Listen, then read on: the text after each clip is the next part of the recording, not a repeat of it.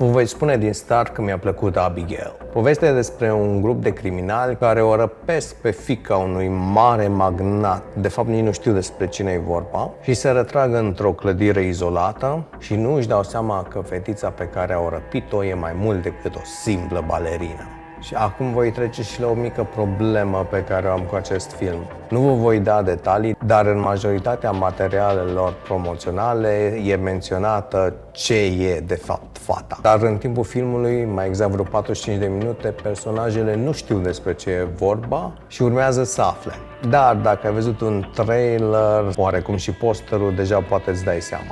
Și oricum tot e ok, dar mi-ar fi plăcut mai mult să nu dea toate detaliile astea de la început și să țină suspansul mai mult. Mi-a plăcut castul din acest film, fetița din rolul principal, Alicia Weir, e chiar o revelație, Kevin Durand e excelent, la fel și Melissa Barrera. Mi-a plăcut în mod deosebit modul în care sunt prezentate personajele, o metodă chiar originală, care nu pare deloc forțată. Filmul e cu tone de sânge, dar la modul mai comic. Filmul știe și când să glumească, ca și mood poate l-aș asemăna undeva chiar cu From Dusk Till Dawn, care e și creepy, e și funny, dar categoric bloody. Regizorii acestui film sunt Matt Bettinelli-Olpin și Tyler Gillett, cunoscuți și ca Radio Silence. Au făcut o treabă excelent, filmul chiar merită văzut, dar aș face o remarcă și anume faptul că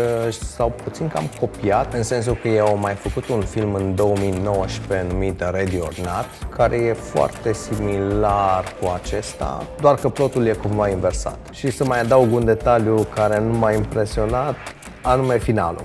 Nu e groaznic, dar restul filmului a fost mult mai ok. Oarecum povestea nu mai e chiar așa de interesantă spre final, dar e încă bloody. Și partea de balet și dansul fetiței e excelent. All in all, cred că e cel mai bun film horror din 2024 pe care l-am văzut până acum. Și chiar dacă am făcut câteva mofturi, îl recomand.